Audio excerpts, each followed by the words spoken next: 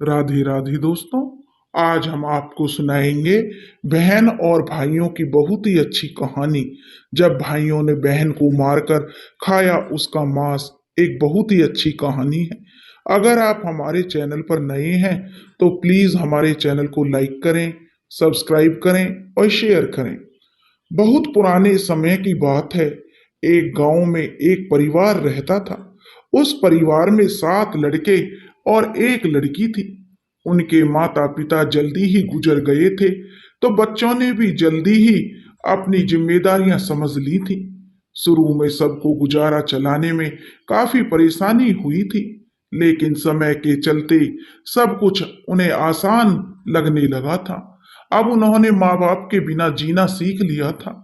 यह उस समय की बात है जब समाज के पुरुषों का काम जंगली जानवरों का शिकार करना और औरतों का काम सिर्फ घर के काम काज करना और बच्चों को संभालना होता था।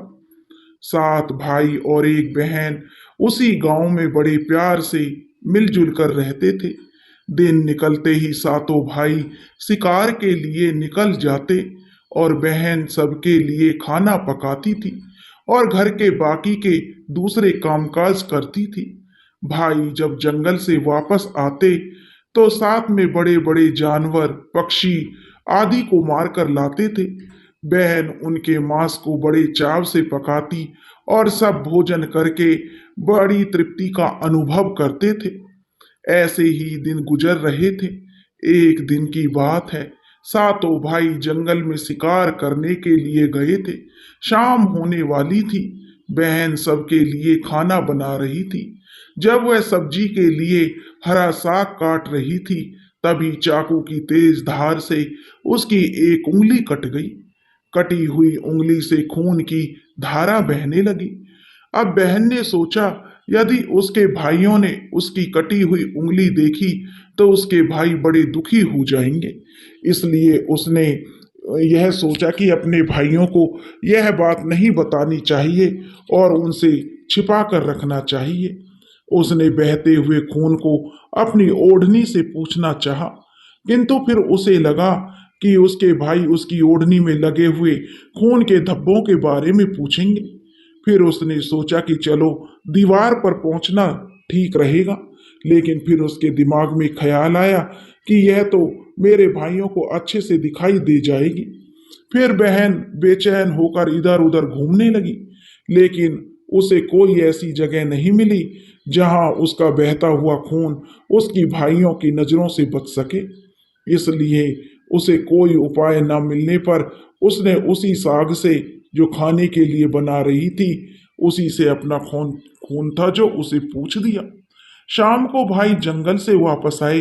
बहन ने भाइयों के लिए खाना परोसा। आज सातों भाइयों को साग बहुत ही स्वादिष्ट लगा। सातों अपनी उंगलियां चाटते रह गए और अपनी बहन की पाक कला की तारीफ करने लगे। अपनी तारीफ सुनकर बहन भी खुशी से फूली नहीं समाई थी। दिन भर के थके होने के कारण सातों भाई उस दिन जल्दी सो गए। अगली सुबह रोज की तरह खा पीकर सातों भाई फिर जंगल की ओर निकल पड़े। जब वे शिकार तलाशते तलाशते थक गए और सारे भाई एक पेड़ की छांव में बैठकर आराम करने लगे, तो बातों ही बातों में सातों भाई रात के भोजन के बारे में बातें करने लगे कि रात के भोजन में बहन ने जो साग बनाई थी उसकी चर्चा होने लगी। सब कहने लगे कि कल इतना स्वादिष्ट साग उन्होंने खाया कि आज तक ऐसा स्वाद नहीं खाया। सबने तय किया कि आज घर चलकर इसके बारे में अपनी बहन से जरूर पूछेंगे और जानकर रहेंगे कि साग में उसने ऐसा क्या क्या मिलाया था। शाम को सातों भाइयों ने जब घर आए तो दोबारा अपनी बहन की पाक कुशलता की तारीफ करते हुए पूछा, हमारी प्यारी बहन, कल रात के साग में तुमने ऐसा क्या क्या मिलाया था? बहन बताना तो नहीं चाहती थी। वह सोच रही थी, अगर उन्हें पता चला कि उनकी उंगली कट गई है तो मेरे सारे भाई दुखी हो जाएंगे। इसलिए उसने कहा, कुछ नहीं बड़े भैया, सब जो रोज बनाती वही बनाया था। तो उसका बड़ा भाई कहने लगा, प्यारी बहना, तुम्हें आज बताना ही पड़ेगा। और मैं जानना चाहता हूँ कि हमारी बहन ने इतना स्वादिष्ट साग कैसे बनाया। तुम्हें मेरी सौगंध है बहन, तो तुम्हें आज सच्चाई बतानी ही पड़ेगी। बड़े भाई का सब सम्मान करते थे, इसलिए बहन को भी अब सच बोलना पड़ा। उसने धीरे धीरे सारी बात बताते हुए कहा, भैया, बस इतना सा अपना खून मिला दिया था और ज्यादा कुछ नहीं, क्योंकि मेरी उंगली कट गई थी। मैंने सोचा कि आप लोगों को पता चलेगा तो आप दुखी होंगे, इसलिए मैंने अपने खून को जो इसी में मिला दिया। यह सुनकर छह भाइयों के मन में एक कुटिल ख्याल आने लगा। वे सोचने लगे, इसके खून की चंद बूंदें इतनी स्वादिष्ट है, तो इसका मांस कितना स्वादिष्ट होगा। रात के खाने के बाद सातों भाई सोने के लिए चले गए। सातों में फिर उसी बात की चर्चा छिड़ गई। बड़ा भाई कहने लगा, अरे भाइयों, खून की कुछ बूंदें हमारी बहन की इतनी स्वाद हैं, तो सोचो उसके शरीर का मांस कितना स्वादिष्ट होगा। सबने बड़े भाई की हाँ में हाँ मिलाई और अगले दिन शिकार के लिए सातों भाई जाते समय जो सातों भाइयों ने योजना बनाई कि बहन को मारकर उसका मांस बनाएंगे और खूब स्वादिष्ट बहन का मांस होगा। सातवें भाई को अपने बड़े भाइयों की योजना बिल्कुल भी अच्छी नहीं लगी। वह अपनी बहन को बचाने के लिए बेचैन हो गया। वह खुलकर इसका विरोध तो नहीं कर सकता था, क्योंकि छह भाई एक तरफ थे और वह अकेला एक तरफ। शिकार करने के बाद सभी भाइयों ने मिलकर एक टीले पर बांस के जो कि बांस के पट्टों से बना एक चबूतरा बनाया, जिसे चांग कहते हैं। उसकी योजना यह थी कि बहन को बहला फुसलाकर यहाँ लाएंगे और तीर मारकर अपनी बहन की हत्या कर देंगे और उसका स्वादिष्ट मांस खाएंगे। अगले दिन बड़े भाई ने अपनी बहन से कहा, मेरी प्यारी बहन, अब तुम बड़ी हो गई हो और शादी के लायक हो गई हो। मैंने तुम्हारे लिए एक सुंदर से वर की तलाश की है। आज हम उसको देखने जाएंगे और उसका घर भी देख कर आएंगे, इसलिए तुम भी सच संवर कर हमारे साथ चलो। बहन शादी की बात से बहुत खुश हुई, तुरंत ही तैयार होकर भाइयों के साथ चलने लगी। चलते चलते जब बहन थक गई तो वह बड़े भाई से पूछने लगी, भैया, मेरा ससुराल अब कितना दूर है। बड़ा भाई बोला, बस अभी कुछ देर में पहुंचने वाले हैं। और बड़ा भाई बोला, वह देखो बहन, दूर से दिखाई दे रहे टीले पर बने चांद को दिखाते हुए भाई बोला, वह देखो मेरी प्यारी बहन, तुम्हारा ससुराल, जहां तुम राज करोगी। यह सुनकर बहन आनंदित हो उठी और चांद पर पहुंचते ही बड़े भाई ने अपने छोटे भाइयों को अपनी बहन को चांद पर खड़ी करके उसको रस्सी से जो बांस के खंबे के सहारे बांधने का आदेश दिया। सभी भाई जो मिलजुल कर फुर्ती से बहन को बांधने लगे। बहन असहाय थी। अपने सभी भाइयों को हत्यारे के रूप में देखकर बहन का हृदय हाहाकार करने लगा। वह ईश्वर को याद करते हुए कहने लगी, हे ईश्वर, अब तुम ही मेरा सहारा हो। मेरे सातों भाई मेरी हत्या करना चाहते हैं। इनमें से एक भी ऐसा नहीं जिसके दिल में मेरे लिए दया और प्रेम हो। अपनी बहन की बातों से सातवां भाई द्रवित हो उठा। बहन की पुकार पर वह तड़प कर रह गया। छह भाइयों का प्रतिवाद करने का साहस वह नहीं जुटा पाया। बहन को निर्ममता से बांधने के बाद बड़े भाई ने सबको बारी बारी से उस पर बाण से प्रहार करने का आदेश दिया।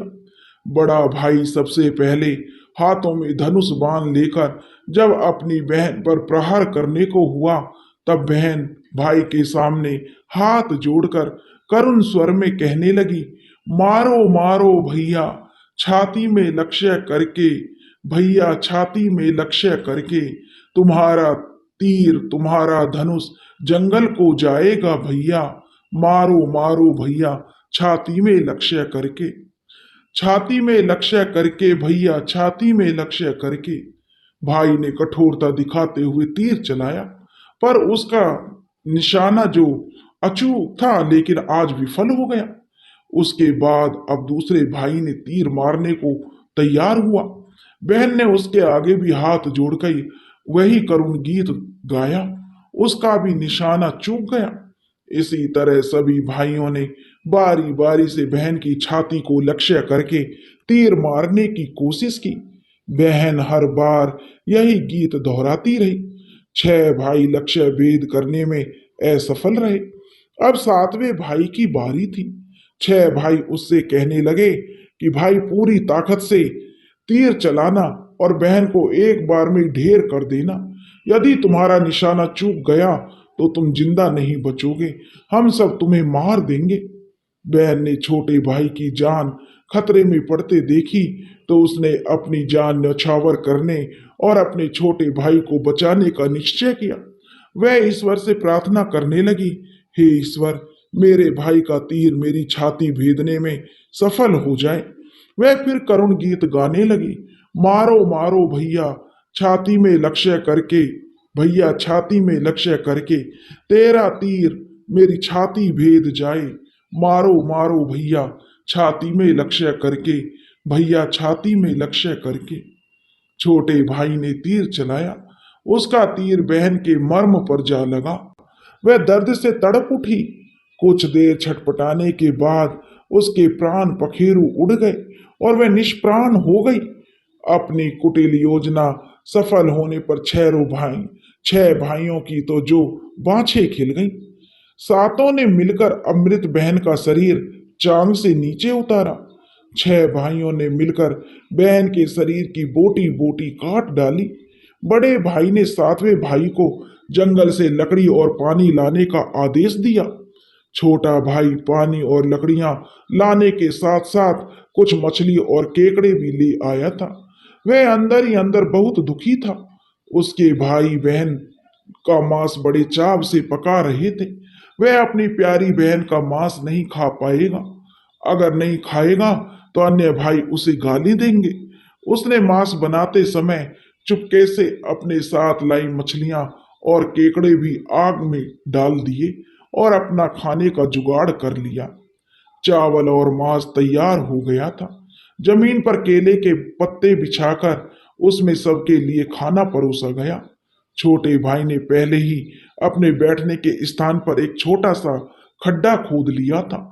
उसने अपनी पत्तल में परोसे गए अपनी बहन के मांस को चुपके से उस खड्डे में डाल दिया और मछली और भात खाने लगा। बाकी छह भाई बहन की हड्डियां चबाने लगे तो छोटा भाई केकड़ा चबाने लगा। जब सबने बहन के शरीर का स्वादिष्ट मांस खाकर अपना पेट भर लिया तो बड़े ने जो सातवें भाई को कहा कि झूठा साफ करने को कहा कि और उसने जो बहन की बची कुची हड्डियां और शरीर के अन्य भाग जैसे सिर, नाखून, पंजे सबको इकट्ठा करके उसी खड्डे में डाल दिया और ऊपर से मिट्टी से ढक दिया।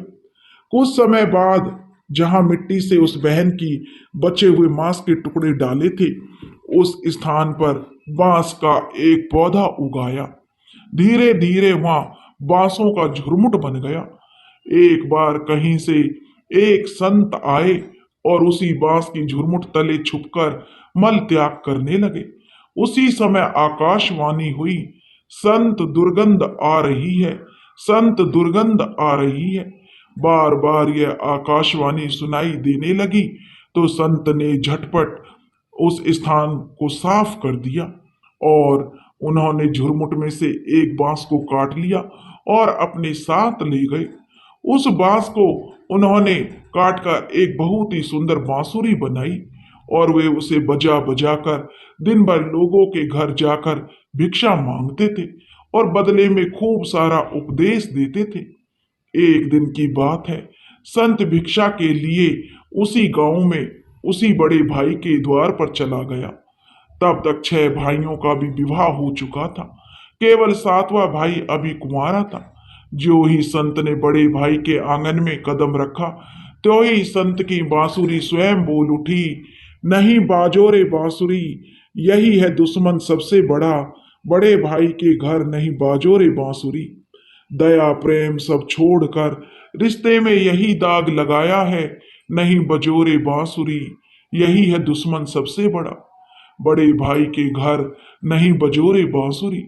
योगी के बाजे से बार बार निकल रही इस तरह की करुण आवाज से बड़े भाई के पसीने छूटने लगे। उसने अपने पत्नी से योगी को तुरंत भिक्षा देकर विदा करने को कहा। इसी तरह योगी बाबा बारी बारी से 6 भाइयों के द्वार पर गए और उनके आंगन पर कदम रखते ही बांसुरी ने स्वयं यह गीत बजने लगता।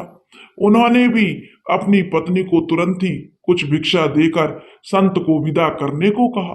उनके मन में अब यह डर समा गया कि यदि इसी तरह योगी का की जो बांसुरी बजती रही तो उनकी यह पोल खुल जाएगी कि वे अपनी बहन के हत्यारे हैं। इसलिए वे संत अब अंतिम समय 7वें भाई के द्वार पर पहुंचा, जो अभी तक कुंवारा था। वह अकेले रहता था। जब योगी बाबा उसके द्वार पर उपस्थित हुए तो बांसुरी बोल उठी, बाजो रे बाजो बांसुरी, मेरे सबसे छोटे भाई के घर। मन की बात मन में छुपाकर युग युग से रखा है अंतर में। बाजो रे बांसुरी, यही है मेरे सबसे प्यारे भाई का घर। योगी की बांसुरी से प्यारा और दिलचस्प गीत बजते ही और सुनकर छोटे भाई ने उन्हें सम्मान के साथ अपने घर में बैठने के लिए आसन दिया। तांबूल पान और जलपान से उनका सत्कार किया। उसके बाद बांसुरी के विषय में चर्चा हुई तो योगी ने बांसुरी के जन्म की कहानी जो छोटे भाई को पूरी बताई कि कैसे उसने बांस को काटकर जो बांसुरी बनाई है, कैसे आकाशवाणी हुई थी। छोटे भाई ने उस बांसुरी को उस योगी से देने की प्रार्थना की तो योगी ने उस छोटे भाई को वह बांसुरी सौंप दी।